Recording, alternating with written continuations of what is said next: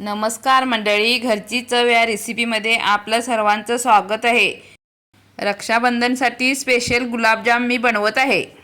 गव्हाचे पीठ घालून खव्याचे गुलाबजाम दाखवणार आहे। त्याच्यासाठी आपण 1 किलो खवा घेतलेला आहे। याच्या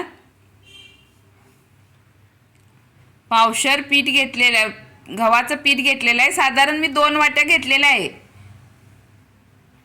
चिमूटभर सोडा घेतलेला आहे, एकच चिमूट सोडा घाला आणि गव्हाचं पीठ सुद्धा 2च वाट्या घाला, जास्त घालू नका।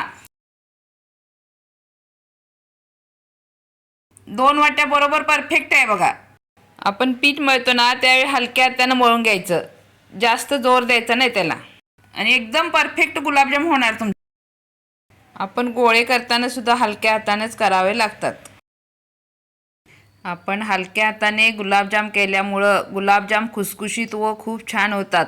तुम्ही एक वेळा अवश्य करून पाहणे व मला कमेंटमध्ये सांगणे छान झालेत का। मी अर्धा किलो साखर घेतलेली आहे। मी थोडे गुलाबजाम पाकात टाकणार आहे आणि थोडे तसेच ठेवणार। आपण कोरडे गुलाबजाम ना 4-5 दिवस ठेवू शकतो। 4-5 दिवसानंतर तुम्ही परत पाक करून परत टाकू शकता। मी आता तेल तापत ठेवलेलं आहे।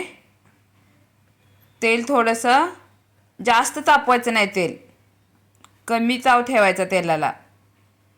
हे आता मी टाकून घेतले। गॅस एकदम कमी ठेवा। मंद आचेवर ब्राऊन कलर येईपर्यंत आपले चांगले गुलाबजाम तळून घेणे। मी आता इथं अर्धा किलो साखर घेतलेली आहे, 2 ग्लास पाणी घातलेलं आहे।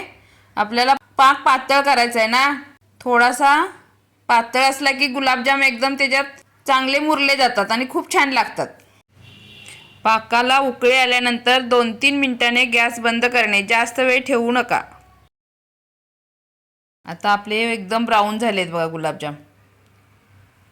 आता आपण गरम गरम पाकाचा गॅस बंद केलेला आहे। गरम गरम आपण त्याच्यामध्ये टाकून घ्यायचे।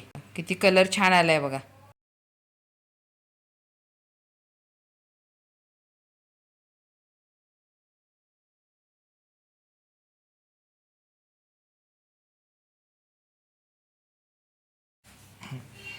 अर्ध्या तासाने आपले गुलाबजाम खाण्यास तयार झालेले आहेत।